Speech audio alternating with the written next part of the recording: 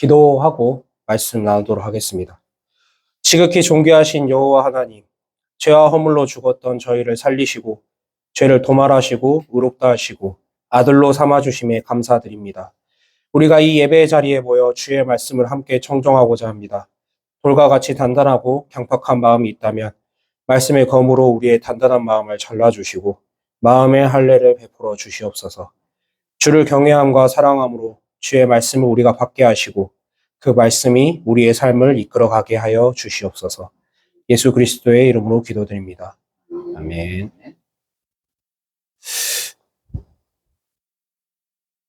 네, 저는 얼마 전에 하나님의 은혜로 딸을 선물 받았습니다. 네, 벌써 2주밖에 안 됐는데요. 정신이 하나도 없습니다. 하나님께서는 제게 너무나도 귀엽고 사랑스러운 아이를 주셨습니다. 하지만 그 아이가 이 땅에 오게 된 과정을 보았을 때, 더 구체적으로는 아내가 아이를 낳기 위하여 엄청나게 힘을 주면서 분만하는 과정을 보았을 때, 그것이 얼마나 어렵고 힘들고 참 하나님의 은혜가 필요한 일인지를 깨닫게 되었습니다. 그 과정을 모두 지켜보면서 저는 한 가지 소원이 생겼습니다. 그것은 바로 이 아이를 하나님의 자녀로 올바로 키워내야겠다는 생각입니다. 이렇게 힘들고 고된 과정을 통해서 이 땅에 오게 된 이 아이를 정말로 잘 키워야 되겠다라는 생각을 하게 된 것입니다. 그리고 이 생명을 주신 분이 하나님이시기에 하나님이 보시기에 올바르게 키워야겠다라는 생각을 하게 되었습니다. 그리고 그 생각의 결론은 다음과 같이 내리게 되었습니다. 웨스트민스터 소요리 문답 제1문입니다. 사람의 제일 되는 목적이 무엇인가? 답입니다. 사람의 제일 되는 목적은 하나님을 영화롭게 하고 그를 영원토록 즐거워하는 것이다. 네, 그를 영원토록 즐거워하는 것이다. 제 오랜 고민이 무색하게도 신앙의 선배들은 이 땅에 태어나고 자라며 죽는 인간들이 이 땅에서 어떻게 살아야 하는지에 대해서 그리고 무엇을 위해서 살아야 하는지에 대해서 명확하게 제시해 주었습니다. 바로 하나님을 영화롭게 하고 그를 영원토록 즐거워하는 것입니다. 이 문장을 생각해냈을 때는 참 좋은 말이고 나름의 감동도 있었던 것 같습니다. 하지만 더 시간이 지나자 제 마음 가운데 새로운 질문들이 떠오르기 시작했습니다. 하나님을 영화롭게 하고 그를 영원토록 즐거워하는 것이 인간의 제일 된 목적인 것은 분명합니다. 하지만 어떻게 해야 사람이 하나님을 영화롭게 하고 또 보이지 아니하시고 소리도 없으신 그를 영원토록 즐거워할 수 있게 되는지에 대한 질문이 생겼습니다. 그리고 그 질문에 대한 대답을 저는 오늘 본문을 통해서 알게 되었습니다. 신구약을 통틀어서 하나님을 영화롭게 하고 그를 즐거워했던 대표적인 인물이 있다면 어떤 사람이 있을까요? 아마도 여러분들 머릿속에는 여러 인물들이 떠오르셨을지도 모르겠습니다. 제 머릿속에 떠오른 인물은 바로 오늘 본문의 저자인 다윗이었습니다. 다윗은 악기를 잘 다뤘고 시를 많이 지은 사람이었습니다. 그리고 그가 지은 시는 주로 하나님을 찬양하고 노래하는 시였습니다. 더 나아가 다윗은 성전을 건축하여 하나님께 예배 드리고자 하였고 다윗은 성전에서 하나님께 드리는 찬양을 위하여 수많은 시들을 짓고 성전 예배를 위하여 레위인들을 체계적으로 조직하기도 하였습니다. 아마도 이스라엘 역사상 다윗만큼 하나님께 드리는 예배와 하나님께 진심이었던 사람은 없었을 것입니다. 그리고 그가 여호와 하나님께 진심이었던 것을 알 수 있는 또 다른 모습은 그가 지었던 시의 내용들을 살펴보면 알 수 있습니다. 대표적으로 몇 가지 살펴보도록 하겠습니다. 제가 읽어드리겠습니다. 시편 26편 8절입니다. 여호와여, 내가 주의 계신집과 주의 영광이 거하는 곳을 사랑하오니. 시편 34편 8절입니다. 너희는 여호와의 선하심을 맛보아 알지어다. 그에게 피하는 자는 복이 있도다. 시편 23편 6절입니다. 나의 평생의 선하심과 인자하심이 정녕 나를 따르리니 내가 여호와의 집에 영원히 거하리로다. 아멘. 이토록 다윗은 자신의 시에서 하나님을 즐거워하고 사랑하고 있다는 것을 많이 언급합니다. 그렇기에 우리는 어떻게 그가 하나님을 영화롭게 하고 즐거워하게 되었는지를 추적하게 되면 우리의 질문을 해결할 수 있을 것입니다. 그것을 위해서 우리는 다윗의 인생을 먼저 살펴보아야겠습니다. 성경에는 많은 인물들이 있지만 다윗만큼 그 굴곡이 많았던 인물은 없는 것 같습니다. 다윗은 한 사람이 겪었다고 하기에는 많은 고통과 고난을 겪었습니다. 그 고통과 고난의 삶 가운데 다윗이 겪었던 아주 결정적인 사건 두 가지를 먼저 살펴보고자 합니다. 첫 번째 사건은 바로 압살롬의 반란 사건입니다. 압살롬은 여러분도 아시다시피 다윗의 셋째 아들입니다. 그런데 다윗의 집에 너무나도 안타까운 사건이 발생합니다. 바로 다윗의 첫째 아들인 암논이 자신의 배다른 남매인 압살롬의 여동생이죠. 다말을 겁탈합니다. 그 결과 압살롬은 암논을 죽이게 되는 곤욕상잔의 비극이 발생하게 됩니다. 압살롬은 외국으로 도피 생활을 하게 됩니다. 이후 요압의 중재로 인해 고국으로 돌아오지만 자신의 위치를 불안해한 나머지 다윗에게 반란을 일으킵니다. 그리고 다윗은 자신의 몸에서 나온 아들 때문에 도피 생활을 시작하게 됩니다. 두 번째 도피 생활이죠. 그때 다윗이 하나님께 다음과 같이 노래합니다. 다 함께 찾아서 읽어보겠습니다. 시편 3편 1절에서 5절입니다. 시편 3편은 다윗이 압살롬을 피해서 도망했을 때 지은 시입니다. 제 성경으로는 구약 806페이지입니다. 시편 3편 1절에서 5절. 구약 806페이지입니다. 자, 다 찾으신 걸로 보고 다 같이 한번 읽어보겠습니다. 시작. 여호와여, 나의 대적이 어찌 그리 많은지요. 일어나 나를 치는 자가 많소이다. 많은 사람이 있어 나를 가리켜 말하기를 저는 하나님께 도움을 얻지 못한다 하나이다. 셀라. 여호와여, 주는 나의 방패시요 나의 영광이시요 나의 머리를 드시는 자니이다. 내가 나의 목소리로 여호와께 부르짖으니 그 성산에 응답하시는도다. 셀라. 내가 누워 자고 깨었으니 여호와께서 나를 붙드심이로다. 아멘. 다윗은 자신의 목숨을 위협당하는 상황, 그리고 자신의 측근들이 둘로 나누어져서 자신과 압살롬을 각각 따르고 목숨을 위해서 도망가야 하는 상황에서 다음과 같이 말합니다. 나를 치는 자가 많소이다. 저는 하나님께 도움을 얻지 못한다 하나이다. 이 말을 들었던 다윗의 심정은 어땠을까요? 암논을 제때 벌하지 못한 것에 대해서 후회했을지도 모르겠습니다. 그리고 자신이 이전에 하나님 앞에서 지었던 죄에 대해서 회개했을지도 모르겠습니다. 하지만 다윗은 많은 사람들이 이야기한 것처럼 하나님께 도움을 얻지 못한다고는 생각하지 않은 것 같습니다. 왜냐하면 다윗은 다음과 같이 노래하기 때문입니다. 여호와여, 주는 나의 방패시요 나의 영광이시요 나의 머리를 드시는 자니이다. 내가 나의 목소리로 여호와께 부르짖으니 그의 성산에서 응답하시는도다. 내가 누워 자고 깨었으니 여호와께서 나를 붙드심이로다.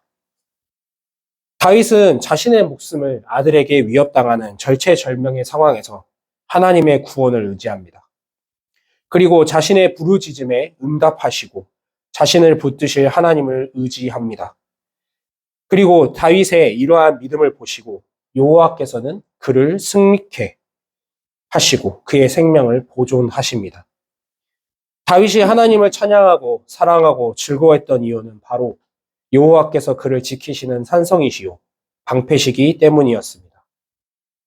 수많은 위험과 위협 가운데에서 자신을 기름 부으셨던 여호와께서는 신실하게 그의 생명을 지키셨습니다. 다윗은 여호와께서 자신을 지키시고 보호하시는 역사를 통해 여호와만을 의지하는 사람이 되어갔습니다. 그리고 그를 찬양하며 즐거워하며 사랑하는 사람이 되었습니다. 두 번째 사건에 대해서 알아보겠습니다. 두 번째 사건은 밧세바와의 간음 사건입니다. 그 전까지 사울의 수많은 목숨의 위협과 위험에서 벗어나 정당한 이스라엘의 왕이 된 다윗은 약속의 땅을 차지하기 위한 정복 전쟁을 성공적으로 수행하고 있었습니다. 다윗의 주가는 상한가를 치고 있었습니다. 그 누구도 다윗이 하나님의 기름 부으심을 받은 정당한 이스라엘의 왕이라는 사실을 부인하지 못했습니다. 그는 하나님의 복을 도에 넘치도록 받은 것처럼 보였습니다. 그리고 다윗은 자신을 모든 환난 가운데 건지신 하나님을 사랑했습니다. 그래서 그는 모세 이후로 그 누구도 시도하지 않았던 성전 건축을 수행하고자 했습니다. 하나님의 명령으로 그 건축은 다음 때로 넘어갔지만 하나님은 다윗에게 큰 복을 내려주셨습니다. 그리고 그의 인생이 환난에서 벗어나 너무나도 평화롭고 평안한 지경에 이르렀을 때 한 사건이 발생합니다. 이스라엘이 여호와의 성전을 수행하고 있는 어느 날, 성스러운 전쟁을 수행하고 있는 어느 날, 다윗은 전쟁터에서 벗어나 자신의 왕궁에 머물러 있었습니다. 그리고 왕궁 옥상을 거닐다가 한 여인을 발견하게 됩니다. 바로 자신의 부하 장수 중 하나인 우리아의 아내인 밧세바였습니다. 다윗은 남편을 전쟁터로 보낸 그 여자를 자신에게 데려오게 했고 그 여인과 간음했습니다. 그는 그 와중 그 여인이 정결한지 아닌지 확인하는 치밀한 위선을 보이기까지도 했습니다. 그 여인은 다윗의 아이를 잉태하였고 결국 이 죄악을 무마하기 위하여 여인의 남편을 죽이는 악을 더하게 됩니다. 그리고 여호와께서는 선지자 나단을 보내어 다윗의 죄를 책망하십니다. 그때 다윗은 여호와께 회개하며 다음과 같이 노래합니다. 자, 찾아서 읽어보겠습니다. 시편 51편 9절에서 14절입니다. 시편 51편 9절에서 14절. 제 성경으로는 구약 839페이지입니다. 자, 찾으신 걸로 알고 읽어보도록 하겠습니다. 자, 번갈아 가면서 읽도록 하겠습니다. 제가 먼저 읽도록 하겠습니다. 교독하겠습니다. 주의 얼굴을 내 죄에서 돌이키시고 내 모든 죄악을 도말하소서. 하나님이여 내 속에 정한 마음을 창조하시고 내 안에 정직한 영을 새롭게 하소서. 나를 주 앞에서 쫓아내지 마시며 주의 성신을 내게서 거두지 마소서. 주의 구원의 즐거움을 내게 회복시켜 주시고 자원하는 신령을 주사 나를 붙드소서. 그러하면 내가 범죄자에게 주의 도를 가르치리니 죄인들이 주께 돌아오리이다. 하나님이여 나의 구원의 하나님이여 피 흘린 죄에서 나를 건지소서. 내 혀가 주의 의를 높이 노래하리이다. 아멘. 나단의 책망을 들은 다윗의 반응은 바로 여호와께 엎드려 회개하는 것이었습니다. 그리고 자신의 죄악을 이제 파내달라는 뜻이죠. 숟가락으로 파내는 것처럼 도말해달라고 간청합니다. 만약 주의 성신을 자신에게서 거두지 않고 자신을 용서하신다면, 구원의 즐거움을 회복시키신다면 자신이 앞서서 범죄자들에게 주의 도, 곧 당신의 길을 가르친다고 말합니다. 주님의 길은 바로 죄인을 용서하시는 하나님의 긍휼과 사랑을 의미할 것입니다. 그리고 자신의 피 흘린 죄에서 구원하신 하나님의 의를 자신이 노래하겠다고 이야기합니다. 다윗은 자신이 지은 죄를 통하여 용서하시는 하나님을 경험하게 됩니다. 그리고 그 용서를 경험한 다윗은 여호와의 의를 높이 노래하게 됩니다. 다윗이 하나님을 영화롭게 하고 그를 사랑하며 즐거워하게 될 수 있었던 것은 바로 자신이 지은 끔찍한 죄에 대하여 하나님께서 용서하시는 경험을 하게 된 것입니다. 이러한 다윗의 인생과 그것에 관하여 노래한 시들을 살펴보면 오늘 본문을 더 저자가 다윗이죠. 말하고자 한 의미에 맞게 해석할 수 있는 근거들이 주어졌다고 생각합니다. 다윗은 오늘 본문이 145편을 쓰면서 맨 처음과 나중에 같은 문구를 반복합니다.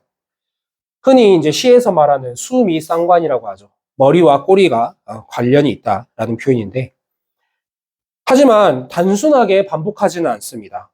한번 본문을 살펴볼까요? 1절에서는 내가 주의 이름을 영원히 송축한다고 말하지만 마지막 절에서는 모든 육체가 그의 성호, 곧 거룩한 이름을 영영히 송축하라고 말합니다. 여호와 하나님께서는 다윗의 하나님이시기도 하지만 자신의 모든 백성들과 모든 피조물들을 다스리는 왕이시기도 합니다. 그리고 하나님의 나라를 통치하시는 왕이십니다. 그렇기에 여호와 하나님은 모든 육체의 하나님이시기도 합니다. 다윗은 이러한 반복을 통하여 자신의 경험이 모든 육체가 경험해야 할 경험이라고 이야기합니다. 다윗이 51편 14절에서 주의 의를 노래한다라고 말한 것과 같이 145편에서도 역시 7절에서 주의 은혜와 주의 의를 기념하여 하며 노래한다고 말합니다. 그리고 3편 5절에서 자신을 붙드신 여호와께서는 145편 14절에서는 넘어지는 자를 붙드시는 분이라고 노래합니다. 무엇보다 145편의 절정은 8절 9절일 것입니다. 자, 다 함께 읽어보겠습니다. 145편의 8절 9절. 네. 여호와는 은혜로우시며 자비하시며 노하기를 더디하시고요. 인자하심이 크시도다. 여호와께서는 모든 것을 선대하시며 그 지으신 모든 것에 긍휼을 베푸시는도다. 아멘. 다윗이 경험했던 여호와 하나님이 어떤 분이신지 8절 9절이 정말로 잘 표현되어 있습니다.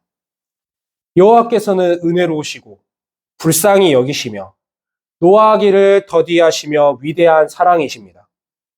그리고 모든 것을 선대하시고 그가 지으신 모든 것을 불쌍히 여기시는 분입니다. 그렇습니다. 바로 이분이 우리 하나님 여호와이십니다. 다윗을 모든 환난 가운데서 건지시고 그의 모든 죄악을 우슬초로 깨끗게 하셨던 그 하나님이 바로 영화롭게 되고 영원토록 즐거움의 대상이 되며 영원토록 우리가 바쳐야 할 사랑의 대상이신 여호와 하나님이십니다. 우리는 다시 처음 질문으로 돌아가 보도록 하겠습니다.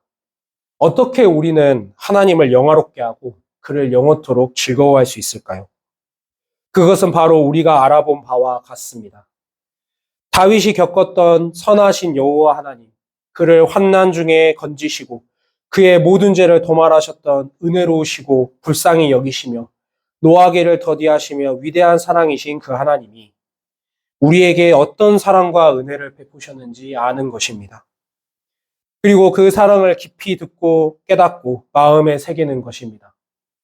그렇다면 그러한 하나님을 우리가 어떻게 알 수 있을까요? 요한일서 4장 9절에서 10절입니다. 제가 읽도록 하겠습니다. 하나님의 사랑이 우리에게 이렇게 나타난 바 되었으니 하나님이 자기의 독생자를 세상에 보내심은 저로 말미암아 우리를 살리려 하심이니라. 사랑은 여기 있으니 우리가 하나님을 사랑한 것이 아니요 오직 하나님이 우리를 사랑하사 우리 죄를 위하여 화목제로 그 아들을 보내셨음이니라. 아멘. 하나님께서 우리를 어떻게 사랑하셨는지 하나님께서 우리에게 보여주셨습니다. 그것은 바로 아들 하나님이신 독생자이신 우리 주 예수께서 이 땅에 오심으로 우리를 살리신 것입니다. 아들을 내어주기까지 사랑하신 그 하나님의 사랑을 통하여 우리는 하나님의 사랑을 깨닫게 됩니다. 바세바와의 간음을 통하여 자신의 죄를 깨닫고 그것을 통하여 죄를 용서하시는 하나님의 긍휼하심을 깨달은 다윗과 같이 우리 역시 우리의 죄 때문에 이 땅에 예수께서 오셔서 죽으심을 깨닫게 됩니다. 그는 우리 죄를 대신하여 화목제물로 바쳐지신 하나님이십니다. 그리고 그 아들을 통하여 우리가 그 안에서 양자됨을 얻었습니다. 우리가 아직 죄인 되었을 때 그리스도께서 우리를 위하여 죽으심으로 하나님께서 우리에게 대한 자기의 사랑을 확증하셨느니라. 로마서 5장 8절입니다. 아들을 우리에게 내어주신 십자가 사건을 통하여 우리는 하나님의 사랑을 깨닫게 됩니다. 그리고 하나님께서 위대한 사랑이시라는 사실을 깨닫게 됩니다. 예수 그리스도로 말미암아 구원함을 받은 성도는 바로 이 자리에서 하나님을 영화롭게 하고 그를 영원토록 즐거워하게 되는 동력을 얻습니다. 하나님께서 아들을 통하여 자기의 사랑을 드러내심은 우리를 구원하신 자신의 위대하신 사랑을 우리가 깨닫게 하기 위함입니다. 우리는 예수 그리스도와 그분의 십자가 앞에서 하나님을 영화롭게 하고 그를 영원토록 즐거워할 수 있게 됩니다. 그리고 영원토록 하나님을 사랑하게 됩니다. 그렇기에 사도 요한의 말은 너무나도 합당합니다. 요한일서 4장 11절입니다. 사랑하는 자들아, 하나님이 이같이 우리를 사랑하셨은즉 우리도 서로 사랑하는 것이 마땅하도다. 아멘. 자, 말씀을 마무리하겠습니다. 우리는 어떻게 사람은 하나님을 영화롭게 하고 그를 영원토록 즐거워할 수 있는지에 대한 질문과 그 답을 찾아가는 과정을 거쳤습니다. 저는 오늘 말씀의 마무리를 이 질문을 나오게 만들었던 이야기로 마치고자 합니다. 하나님께서 제게 보내주신 귀한 생명을 어떻게 하나님의 언약 자손으로 잘 길러낼 수 있을까요? 모세가 그토록 자녀들에게 가르치라고 명령했던 그 교훈은 과연 무엇일까요? 그것은 바로 여호와 하나님이 어떤 분이신지를 인생을 통해서 깨달아 알아가는 것입니다. 이 땅에 태어나 보내심을 받은 모든 사람은 다 하나님을 영화롭게 하고 그를 영원토록 즐거워해야 하는 목적을 가지고 태어납니다. 그 목적을 달성하기 위해서 우리는 반드시 예수 그리스도를 믿어야 하겠습니다. 왜냐하면 보이지 아니하는 하나님께서는 자신의 사랑을 자신의 일하심으로 우리에게 계시하셨기 때문입니다. 그리고 그 사랑의 절정으로 자신의 아들을 우리에게 보내셨습니다. 그 위대하신 하나님께서 인간으로 이 땅에 내려오셔서 우리와 함께 하신 것입니다. 이보다 더 큰 사랑이 있을까요? 우리의 머릿속으로 생각할 수 있는 그 어떤 것보다, 상상할 수 있는 그 어떤 것보다 이보다 더 큰 사랑은 없을 것입니다. 하나님께서는 우리의 아버지가 되시기로 만세 전부터 작정하셨습니다. 그리고 아버지는 자녀들에게 사랑을 베푸는 존재입니다. 자신의 생명을 내어주시기까지 사랑하는 것이 바로 아버지의 사랑입니다. 우리는 그 아버지의 사랑을 깨달아 내가 받은 용서가 무엇인지를 깨닫고 그를 통하여 아버지를 목숨을 다하고 마음을 다하고 힘과 뜻을 다하여 사랑하게 되는 것입니다. 그리고 마찬가지로 이러한 용서와 사랑을 받은 내 옆의 형제들을 또한 아버지의 사랑과 용서로 선대하는 것이 바로 우리에게 주어진 계명입니다. 그러므로 성도 여러분, 다윗이 노래했던 것과 같이 여호와의 선하심을 맛보아 아시길 원합니다. 그분의 사랑과 긍휼과 용서를 맛보아 아시길 바랍니다. 여러분의 인생을 통틀어서 아시길 바랍니다. 그리고 하나님을 영화롭게 하고 그를 영원토록 즐거워할 수밖에 없는 자리까지 나아가시길 바랍니다. 하나님의 은혜와 사랑 가운데서 살아가시길 바랍니다. 기도하겠습니다. 지극히 존귀하신 아버지, 우리가 살아가는 목적은 당신을 영화롭게 하고 영원토록 즐거워하며 당신을 영원히 사랑하는 것입니다. 그러나 우리는 두더지와 같이 눈이 어둡고 봉사와 같이 한 치 앞도 보지 못함을 고백합니다. 주의 계시로 우리 사랑으로 주의 계시로 주의 사랑으로 우리의 어두운 마음을 비춰주시고 당신의 사랑과 용서와 긍휼을 깨달아 알게 하여 주시옵소서. 그리하여 우리가 아버지를 영원히 즐거워하는 영생 복락 안에 들어가 누리며 살아가게 하여 주시옵소서. 예수 그리스도의 이름으로 기도드립니다. 아멘.